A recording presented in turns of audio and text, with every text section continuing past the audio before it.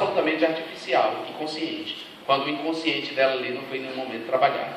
Então, é nesse sentido que estamos todos propensos a banalizar o mal, porque a gente não reflete ou tem angústia de refletir sobre as nossas escolhas. Não por acaso, durante as eleições, os períodos eleitorais, as pessoas perguntam às outras em quem votar. Vem cá, me diz aí em quem votar, estou até agora, não sei em quem votar. Aí sai de casa e quando não recebe uma indicação, passa na rua, pega um panfleto qualquer e vota. A pessoa não reflete, não compara programa de governo, não compara propostas. As pessoas votam por aparência, votam por indicação, porque elas não querem lidar com a responsabilidade das escolhas. Mas, então eu quero dizer para vocês que mesmo nesse auditório não tenha ninguém que tenha votado naquela bancada de Goiás, aquela bancada é fruto dessa postura. É fruto dessa postura. De uma dificuldade das pessoas de refletirem, de pensarem, de fazerem escolhas conscientes. A escolha consciente é fundamental porque só depois você pode cobrar. Hoje, quando alguém chega para mim, me encontra no aeroporto, na rua, e fala assim para mim: poxa, eu me decepcionei tanto com você, deputado. Eu votei em você e você agora está defendendo o direito de prostituta. Eu falo: você não votou em mim. Desculpe, mas vai reclamar com quem você votou. Porque eu disse desde o início, eu estava claríssimo na minha campanha, que eu defendo o direito das prostitutas. Que prostitutas são trabalhadoras e são seres humanos. E tem que ter segurança jurídica. Se você não acha isso, você não votou em mim. Então eu tenho liberdade hoje de dizer isso para qualquer pessoa que me interpele. Porque eu trabalho com a verdade e com as consequências das minhas escolhas todas. E meu eleitor também. Então era isso que a gente exigiria das outras pessoas. Bom, e aí eu passo para um outro texto da Hannah, que foi muito importante para mim, agora como ativista LGBT. Né? A Hannah Arendt tem um texto chamado Reflexões sobre Little Rock. Um texto pequeno dela, que ela escreveu depois que ela viu uma foto de uma estudante negra nessa cidade do Arkansas, cercada de pessoas brancas, de alunos brancos e pais, xingando ela. Né? A Hannah escreveu esse texto e ela foi muito criticada na época, porque ela ousou dizer à comunidade negra americana, ao movimento negro americano, que eles estavam errando nas prioridades da luta. A Hannah divulgou naquele momento que, em vez de lutar pela inserção de negros nos espaços exclusivos de brancos, como as escolas, ou lutar para que os negros sentassem onde quiserem no ônibus, porque vocês sabem que até então a filosofia era iguais mas separados, que era assim, o banco era feito do mesmo material, mas os negros não podiam sentar nos lugares dos brancos. O banheiro era feito do mesmo material, mas um não frequentava o banheiro do outro. Bom, ela ousou dizer que a batalha, o enfrentamento do racismo não deveria se dar pela via da inserção de negros nos espaços de brancos, mas, ao contrário, os negros deveriam lutar pelo casamento interracial, que era comumente proibido. Ela vai pegar o casamento, o direito ao casamento interracial, como a bandeira fundamental para o enfrentamento e desconstrução da sociedade racista. E por que ela diz isso? E ela diz isso muito com base na experiência americana, porque a Carta da Independência Americana é uma carta que traz o direito à busca da felicidade, quer dizer, que foi incorporado na Constituição. Eles falam na busca do direito à felicidade. E a Hannah Arendt entende que esses três direitos inalienáveis à vida, à liberdade e à felicidade, esses três direitos se materializam no direito de escolher com quem você quer casar e com quem você quer formar família. Então ela deu essa dica e ela vai trabalhar com duas noções: a noção de discriminação jurídica e de discriminação social. Ela vai dizer que a discriminação social é inevitável. Não vai haver um momento em que vamos erradicar a discriminação social das nossas relações, das nossas sociedades. Por que ela diz isso?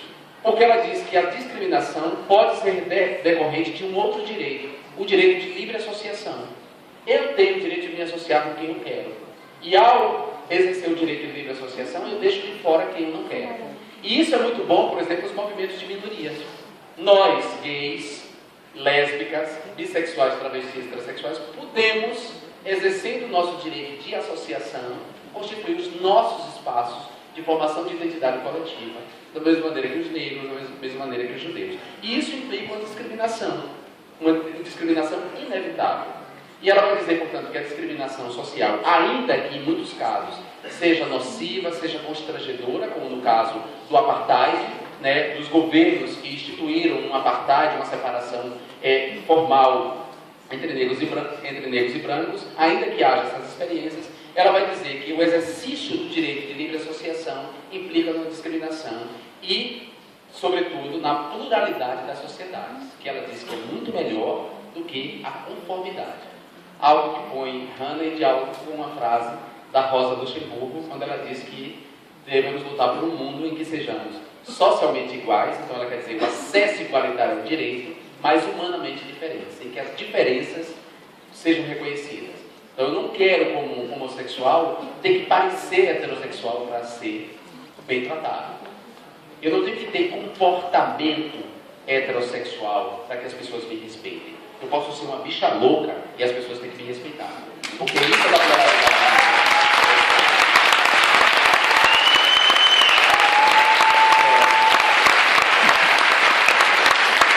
E aí, ela vai dizer que a discriminação que tem que ser enfrentada de verdade é a discriminação jurídica. Porque ela diz que quando o corpo jurídico, né, quer dizer, o sistema jurídico discrimina uma categoria, isso acaba ensejando, se refletindo nas discriminações sociais negativas. Então, o que é que implica a discriminação jurídica? Uma delas é, por exemplo, negar o direito aos negros de casar com brancos. Né, de casar com brancos, de escolher. Quando o direito proíbe formalmente você escolher o seu parceiro, ele está cometendo uma discriminação jurídica. E esse texto da Hannah Arendt foi muito importante para que eu mudasse a chave do meu ativismo LGBT. Até ler esse texto, eu achava que a criminalização da homofobia era a grande bandeira que a gente deveria tocar. E aí eu fui me convencendo aos poucos que não. Primeiro porque eu me engajei no movimento do direito penal mínimo. Eu sou pelo direito penal mínimo. Eu luto pela legalização do aborto ou da interrupção segura da gravidez indesejada. Eu acho que as mulheres devem ser presas porque abortam.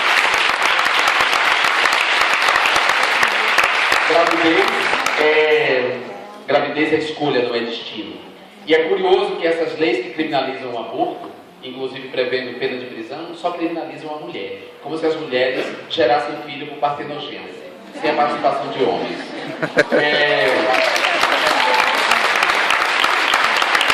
Eu sou pela legalização das casas de prostituição e pela regulamentação da prostituição. Eu sou pela legalização e regulamentação do comércio e do consumo de maconha. Então,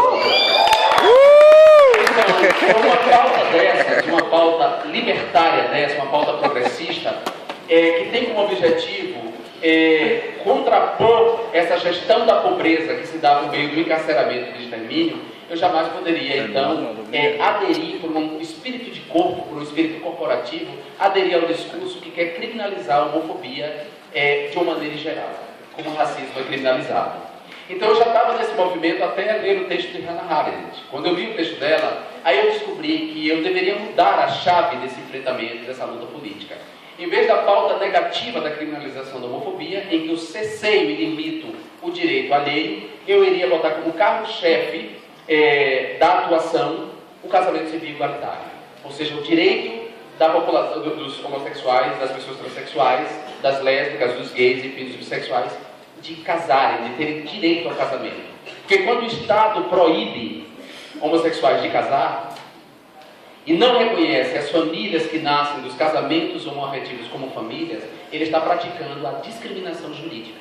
Ou seja, ele está tratando os cidadãos de maneira diferenciada. E a gente não pode falar em cidadania quando determinado grupo não goza dos plenos direitos. Não há nem sequer cidadão de segunda classe, porque a ideia de cidadania desaparece quando alguém não goza do direito que outro goza, né? Porque aí vira um privilégio. Então eu entendi que eu deveria botar como bandeira principal a luta pelo casamento igualitário. Mas isso não quer dizer que eu não seja a favor de uma outra criminalização da homofobia.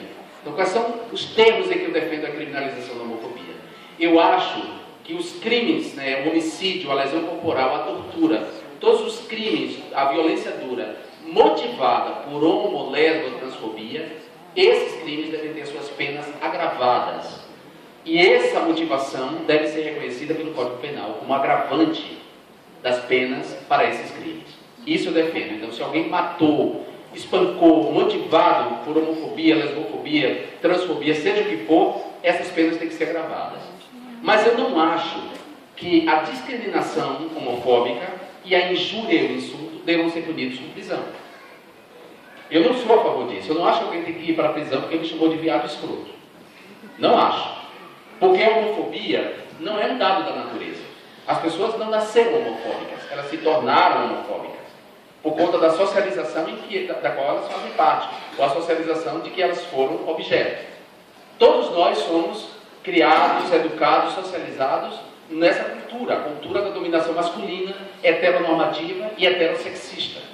Quer dizer, o que é que isso quer dizer? Essa cultura define o princípio masculino como soberano em relação ao princípio feminino, ou seja, os homens têm atribuições que essa cultura busca naturalizar. Os homens nasceram para a política, nasceram para a guerra, nasceram para o mundo do trabalho, os homens mandam, as mulheres obedecem, porque as mulheres nasceram para o lar, para o privado, para criar os filhos. E isso, é claro, uma construção cultural, isso não é natural, não é da natureza, isso foi naturalizado. E essa cultura que é sexista, ela é heterossexista, ela coloca a heterossexualidade como um destino e a homossexualidade, a bissexualidade como um desvio. Então, ao longo da história da humanidade, nós, a comunidade sexo-diversa, os invertidos, para citar Proust, em Sodoma e Gomorra, nós, os invertidos, sejam os invertidos internamente, que são os homossexuais, fazem inversão interna do objeto do desejo, sejam os invertidos externamente, que são as pessoas transexuais, fazem uma inversão externa do corpo para adequar seu corpo à sua identidade de gênero, né? Todos nós fomos tratados ao longo da história, primeiro como pecadores pelas religiões do livro, depois como criminosos pelos aparatos político-judicial. Ainda hoje, 37 países no mundo criminalizam a homossexualidade e punem com penas duríssimas, só para vocês saberem, né? E por fim, fomos tratados como doentes pela ciência médica. A gente deixou de figurar no Código Internacional de Doenças há muito pouco tempo. E isso não foi uma concessão que a sociedade heteronormativa sexista deu para nós. Foi uma conquista, graças ao exercício dos nossos direitos políticos e da nossa organização política. Então, sendo a homofobia fruto dessa ordem cultural, né? Sendo a homofobia fruto dessa sociedade, eu não posso querer que alguém vá preso por praticar essa homofobia social. Então eu acho que a gente pode pensar em penas pecuniárias, no caso dos estabelecimentos comerciais, shopping, restaurante, que discriminam casais homossexuais, com reversão da multa para políticas de promoção da cidadania LGBT, e penas socioeducativas, ou seja, prestar serviços, sobretudo em lugares que atendem a comunidade LGBT, em hospitais, por exemplo, de referência da AIDS. Eu acho fundamental. Essas penas socioeducativas são transformadoras, porque se a gente adere ao discurso penalista, a esse endurecimento, ou discurso punitivista, a gente aprovar uma lei que criminaliza a homofobia nos moldes em que o racismo foi criminalizado no Brasil, quem vai parar na prisão é preto e pobre. É o cara preto da periferia que xingou a bicha branca de classe média. É ele que vai ser preso.